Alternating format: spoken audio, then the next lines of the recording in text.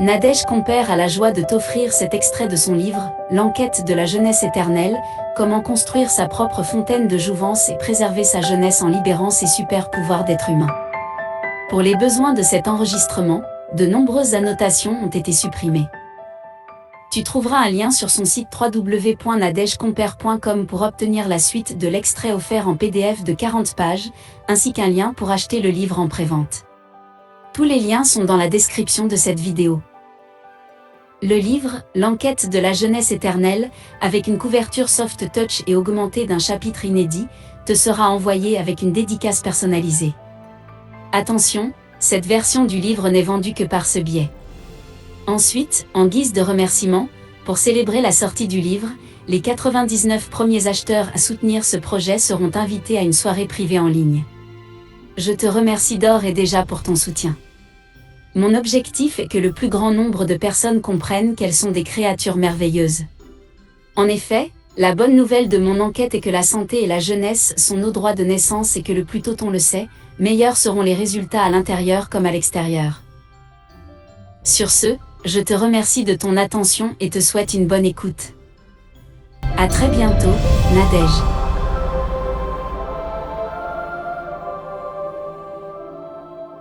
L'enquête de la jeunesse éternelle, comment construire sa propre fontaine de jouvence et préserver sa jeunesse en libérant ses super pouvoirs d'être humain, par Nadège Compère, coach en expression de joie.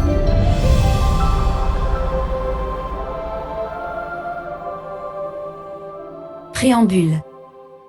Or la foi est une ferme assurance des choses qu'on espère, une démonstration de celles qu'on ne voit pas. Hébreux 11, 1, Bible Louis II. J'ai commencé à écrire ces lignes le 16 mai 2015. J'attendais une synchronicité pour commencer ce livre qui émergeait en moi depuis quelque temps, comme une pensée obsédante. 2 jours auparavant, elle est devenue encore plus entêtante et, de fil en aiguille, j'ai découvert cette citation de la belle Isabella Rossellini dans un article de Bertrand Langlois, du Parisien.fr, daté du 14 mai 2015. Je n'espère pas avoir 20 ans de moins. Je ne trouve pas affreux de vieillir, a confié jeudi à Cannes l'actrice et réalisatrice Isabella Rossellini, 62 ans, la fille d'Ingrid Bergman et de Roberto Rossellini. Je ne comprends pas cette tentation pour la jeunesse éternelle, surtout en Amérique. Cette quête de jeunesse éternelle est une déformation culturelle. Je pense que cela changera. Et toi, qu'en penses-tu? Moi, je ne suis pas d'accord avec elle, mais alors pas du tout. D'abord, elle a de la chance de bien vieillir et elle est encore très belle à 62 ans. C'est tout de même elle qui a joué le rôle de la femme sublime qui vendait la jeunesse éternelle dans le film La mort vous va si bien. Moi, j'ai toujours trouvé ce concept de vieillesse très étrange et ici, il y a également une confusion entre prendre de l'âge et vieillir. Petite, j'observais les personnes plus âgées et je me demandais ce qu'il s'était passé entre leurs belles photos de bébés, d'adolescents ou de jeunes adultes, et les personnes que je voyais devant moi. Ne me dis pas que tu ne t'es jamais posé la question. Pourquoi la plupart des gens naissent en excellente santé et à la fin de leur vie, sont tout rabougris, souvent après être passés par de nombreuses maladies plus ou moins graves? Doit-on accepter de devenir un jour comme cela? Est-ce une maladie incurable infligée à l'humanité dans ses gènes? À mon avis, tout enfant à qui on a demandé d'embrasser sa vieille tante poilue au bisou baveux s'est déjà posé la question au moins une fois. Quoi? J'ai dit quelque chose qu'il ne fallait pas dire. C'est trop tabou?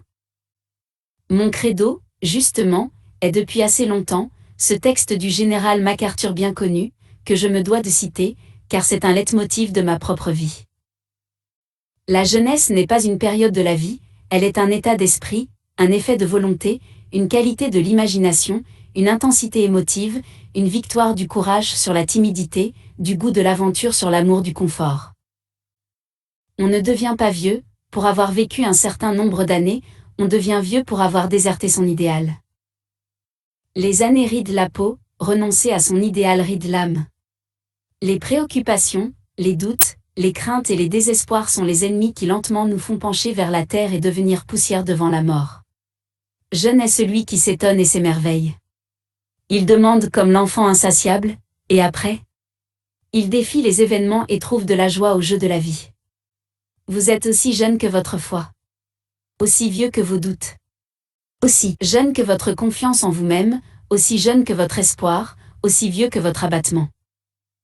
Vous resterez jeune tant que vous resterez réceptif. Réceptif à ce qui est beau, bon et grand. Réceptif au message de la nature, de l'homme et de l'infini. Si un jour votre cœur allait être mordu par le pessimisme et rongé par le cynisme, puisse Dieu avoir pitié de votre âme de vieillard. Général MacArthur. Ce texte est magnifique, n'est-ce pas? Tout est dit et nous pourrions nous enrichir toute notre vie en méditant chaque phrase, chaque mot, tout en appliquant le concept. Oui, tout est dit, mais pourquoi moi, voudrais-je écrire un livre sur la jeunesse éternelle? Qui suis-je pour développer ce sujet sensible? Je vais tout expliquer. J'ai un blog et j'ai pu constater que tous les jours ou presque, quelqu'un le visite pour un article que j'ai écrit sur « Les secrets de beauté de Sophie Marceau », qui a récemment fait parler d'elle au Festival de Cannes 2015, précisément le 15.05. Décidément, nous restons dans un mouchoir de poche au niveau du timing. Pour ne pas être en reste des derniers potins, je suis allé voir cette fameuse photo pour m'en rendre compte par moi-même. Malheureusement, la marque du sous-vêtement de couleur chair de Sophie Marceau n'a pas été révélée. Ce n'était pas la première fois. Je ne peux pas croire que ce soit un incident ou alors, cette actrice serait vraiment maladroite malgré sa longue expérience des tapis rouges. Quoi qu'il en soit, consciemment ou inconsciemment, on peut dire que Sophie Marceau réussit à faire parler d'elle et qu'elle fascine son public par sa beauté et sa jeunesse qui semble éternelle. Ses jambes fuselées et musclées sont tout simplement magnifiques. Elle pourrait parler de la jeunesse éternelle, et on l'écouterait sans aucun doute. En fait, compte tenu du sujet qui me paraît brûlant et d'un manque de confiance récurrent, comme je l'ai déjà dit, malgré cette idée qui revenait sans cesse dans ma tête, j'attendais une synchronicité pour me lancer, alors que j'en avais déjà eu plusieurs. J'en ai même plusieurs chaque jour, chaque fois que je vois quelqu'un de vieux, ridé, courbé, qui marche mal, qui se plaint de maladies et de douleurs. Chaque fois que je revois quelqu'un après plusieurs années et que je le retrouve plus abîmé avec des signes évidents de vieillesse. Et cet air qu'il ou elle prend parfois en me regardant, comme si j'étais bizarre. Mais l'idée d'écrire ce livre me taraudait aussi parce qu'à l'heure où j'ai commencé cette enquête, j'allais avoir 50 ans, je venais de fêter mes 49 ans, et que pendant quelques mois, il y a eu plusieurs petits incidents qui m'ont alerté sur mon âge réel et l'âge que je paraissais aux yeux des autres, même si je ne suis pas tout à fait d'accord avec ce type de raisonnement, mais nous en reparlerons. Voici ces incidents. 1. Je suis allée à une soirée, et à un certain moment, nous avons parlé d'âge. Je dois avouer que c'est moi qui orientais la conversation sur le sujet en annonçant qu'a priori, j'étais la plus âgée de tous. Cette idée me plaisait bien et je voulais voir la tête qu'il ferait. Je n'ai pas été déçue. Pendant la conversation, notre hôte, plus jeune que moi de quelques années, 47 ans, mais ayant des cheveux et des poils blancs, s'est brusquement tourné vers moi et m'a demandé « Dis-moi, c'est ta vraie couleur de cheveux ?» Ce à quoi j'ai répondu en riant que oui, j'étais une vraie brune. Précédemment dans la soirée, nous avions parlé d'une femme qui avait dit qu'elle était une vraie blonde, de partout. Autrement dit, à mon âge, j'aurais dû avoir des cheveux blancs ou gris, poivre et sel, que sais-je. Mais non, je suis toujours brune même si parfois j'aurais envie de me teindre les cheveux en auburn. Parce que je trouve ma couleur naturelle un peu terne, mais pas pour couvrir des cheveux blancs. Je dois tout de même avouer que j'ai déjà trouvé 2 ou 3 cheveux blancs que je me suis empressée d'arracher. Je m'appelle Nadège, pas Marie-Antoinette. 2. Je suis allée changer mon téléphone portable et la vendeuse était de race noire. Il faut dire que les Noirs ont la réputation de bien vieillir en raison de l'épaisseur de leur peau et de la mélanine, tu dois sans doute l'avoir entendu. Il y a même une phrase en anglais pour le clamer, « Black don't crack ». Mais en révisant mon dossier, quand cette jeune femme a consulté ma carte d'identité, elle m'a demandé confirmation de mon âge, l'air incrédule, puis a appelé son collègue. « Viens un peu. Regarde cette cliente et devine quel âge elle a. » Tout cela devant moi, bien évidemment. J'étais dans mes petits souliers, alors que d'autres clients attendaient leur tour, il était question de deviner mon âge, comme si on n'avait que ça à faire. Bien sûr, le vendeur était gêné lui aussi de devoir évaluer cette antiquité. Et s'il se trompait ?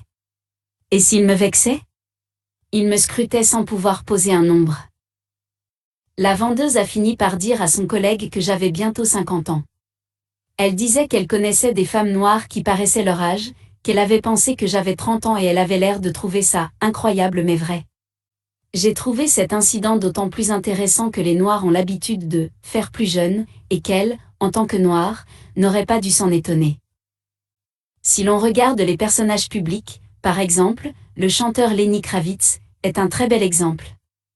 Mais là, apparemment, j'avais fait sensation. En partant de la boutique, je restais perplexe, à quoi devrais-je ressembler, à mon âge?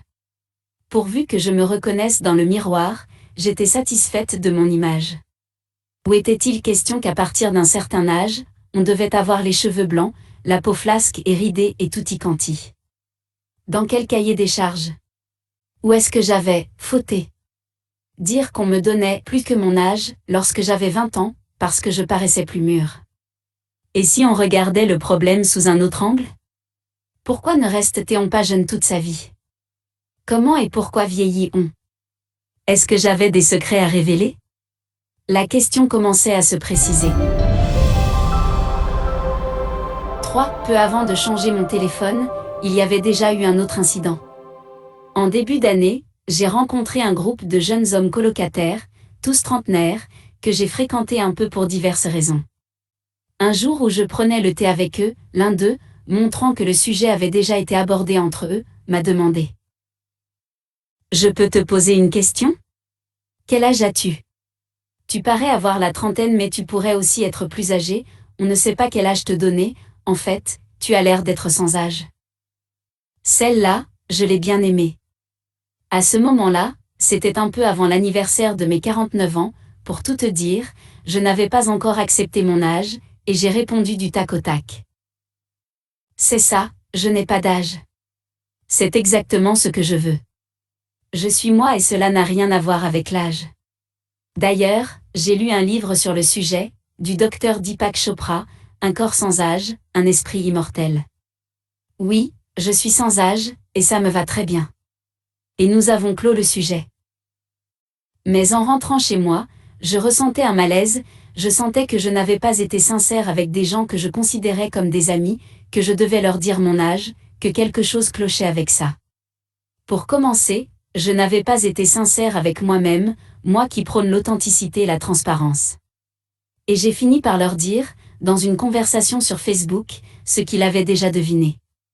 J'étais leur aîné de bientôt 20 ans et, ils me devaient le respect comme il se doit. D'ailleurs, j'en ai profité pour que tout le monde puisse voir mon âge sur ce réseau social. Comme cela, ce serait fait une bonne fois pour toutes. Pourquoi avoir fait ça, alors que les femmes et même certains hommes, ont l'habitude de ne pas avouer leur âge? Parce que dire mon âge me gênait, me faisait presque honte, je dois dire. Je voulais que l'on me voie juste comme j'étais mais cela me pesait de plus en plus, à cause de tout le tralala que cela provoquait et d'autres désagréments émotionnels parfois. Paraître jeune mais ne pas l'être m'a valu beaucoup de souffrance et de rejet dans ma vie amoureuse. Je te raconterai tout cela plus tard dans un autre livre. Je vais d'abord te raconter un autre épisode qui m'a donné envie d'écrire ce livre-ci. 4. Une autre fois où j'étais avec ce groupe de trentenaires, alors qu'ils connaissaient enfin mon âge, l'un d'eux m'a raccompagné à ma voiture, et m'a embrassé.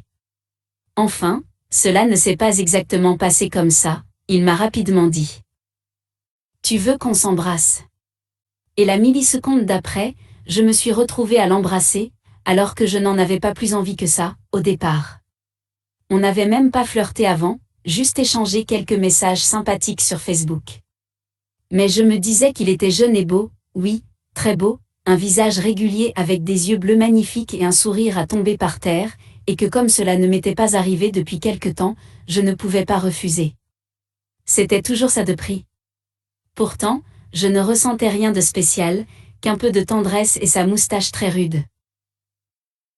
D'ailleurs, j'ai longtemps gardé la trace de ce baiser, non pas dans mon cœur mais sur ma peau, car en tant que femme noire, dès que j'ai une petite écorchure, je fais une cicatrice plus foncée que mon teint et c'est très gênant. On aurait dit la moustache d'Hitler mais seulement d'un côté. J'ai dû mettre du fond de teint pour cacher ma plaie, pendant plusieurs semaines. Dès le trajet de retour, et durant la semaine qui a suivi ce baiser, je sentais que ma peau était toute écorchée. Le lendemain, j'ai eu des boutons de fièvre à la bouche. Tu vois à quel point je somatise? C'est peut-être aussi l'un de mes secrets. Pas que je somatise car finalement, c'est le lot de tout le monde, mais comme je somatise et que je connais ce phénomène, je me rends compte des choses et je traite la cause de mes somatisations au fur et à mesure. C'est peut-être une chance, finalement, d'être hypersensible, si l'on sait tirer parti de ses pouvoirs. Par ailleurs, était-ce une chance d'attirer les jeunes hommes ou au contraire, mon apparence était-elle un problème pour attirer une relation amoureuse équilibrée? Je dois t'avouer autre chose, comme je paraissais plus jeune que mon âge, je ne pouvais pas m'imaginer avec quelqu'un de mon âge qui paraissait son âge. 5. Pour terminer mes anecdotes, une autre fois, une jeune maman qui m'amenait sa fille de 3 ans dans le cadre de mon travail en orthophonie a été très étonnée que j'ai un jeune garçon de presque 16 ans, car elle pensait que j'avais un enfant tout petit, disait-elle, geste à l'appui. Apparemment, que j'ai un enfant jeune ne la choquerait pas, sauf moi, j'ai eu mon premier et seul bébé à l'âge de 33 ans. Et je ne parle pas des personnes qui me rencontraient pour la première fois, c'était tout le temps la même chose, d'autant plus que j'avançais en âge. Je ne savais jamais si je devais m'exaspérer ou me sentir flattée. Aujourd'hui, je sais qu'il vaut mieux choisir d'être flatté. Cela fait aussi partie des révélations que j'ai eues par la suite, au long de mon enquête. Maintenant, tu comprends mieux pourquoi je me suis petit à petit posé des questions sur la jeunesse et la vieillesse, alors que je suis une femme ordinaire avec des moyens ordinaires. Je t'assure que je ne me suis pas réveillée un jour en me disant que j'allais expliquer aux gens comment rester jeune. Avec un tel sujet, je trouve que c'est terriblement embarrassant pour celle ou celui qui s'expose, même si j'ai aussi découvert par la suite qu'il y en avait plusieurs qui s'y étaient essayés, qu'on les avait écoutés et salués et qui pourtant aujourd'hui, portent les stigmates de la vieillesse. C'est aussi cela qui me retenait d'écrire ce livre car j'adore la cohérence et la tranquillité. Maintenant, je crois qu'à chaque tentative, on peut toutefois faire avancer le schmilblick. Heureusement, alors que je n'avais pas encore décidé d'écrire ce livre, j'ai fait un rêve très rassurant, j'étais à une réception, dans un hall immense au plafond très haut. Je rencontrais des personnes très agréables, dont certaines étaient d'anciennes connaissances de la Guadeloupe, mon île natale. Tout à coup, un homme immense a surgi devant moi et je me suis retrouvée dans ses mains, à une hauteur vertigineuse. Il était noir, lui aussi, très souriant avec de belles joues rondes comme je les aime chez les enfants. Comme il était torse nu, je voyais qu'il était très costaud et musclé aussi. Nous avons commencé un numéro de main à main et je me sentais vraiment en sécurité. J'étais toute nue mais cela ne me gênait pas, au contraire, je me trouvais très belle et mes proportions étaient équilibrées. J'avais un maquillage original puisque mes lèvres étaient toutes blanches. C'était juste beau, pur et aérien. Pourtant, je peux te dire que dans la vraie vie, ce n'est pas mon fort de faire des numéros d'équilibriste ni de me percher aussi haut. Mais là, je me sentais voler, tournoyer dans tous les sens et je trouvais ce moment magique. Nous avons fait une pause et à ce moment-là, j'ai vu des gens belliqueux entrer avec des fusils et se préparer à tirer. Je me suis dit que tout là-haut, je devais être une cible facile, mais cela ne m'inquiétait pas outre mesure. Et le numéro a repris jusqu'à ce que je décide de me réveiller, car j'ai eu peur de glisser et de tomber de très haut.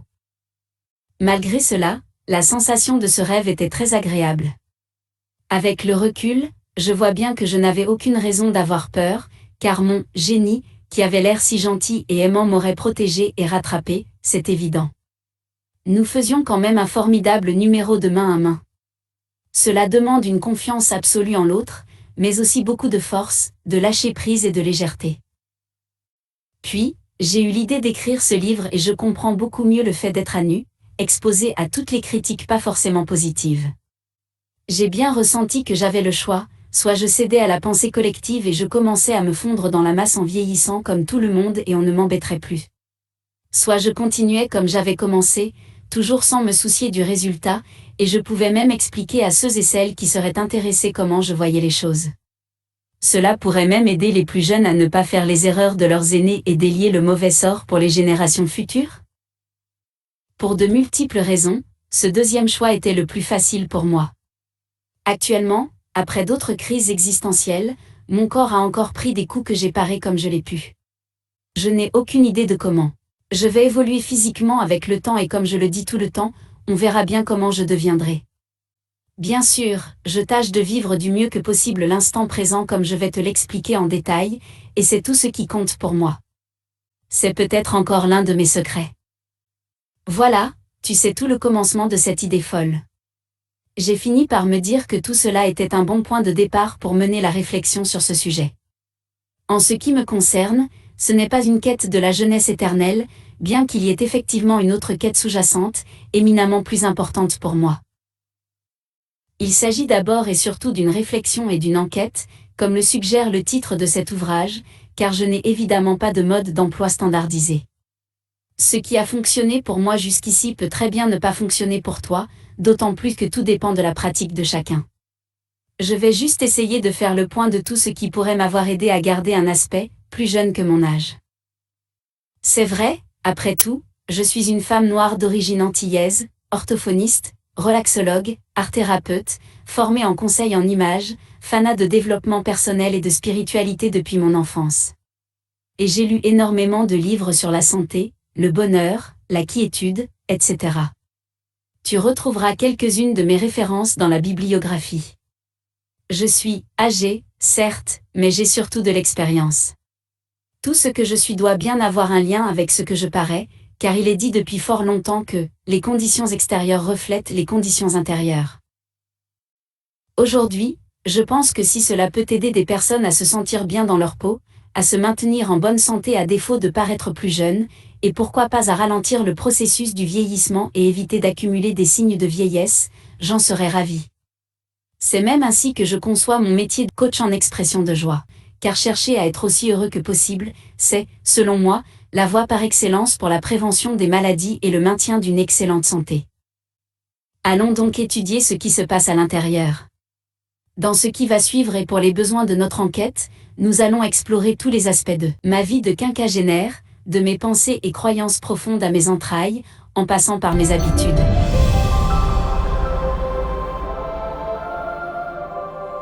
Prends garde à tes pensées car elles deviennent des paroles. Prends garde à tes paroles car elles deviennent des actes. Prends garde à tes actes car ils deviennent des habitudes. Prends garde à tes habitudes car elles deviennent ton caractère. Prends garde à ton caractère car il devient ton destin. Anonyme.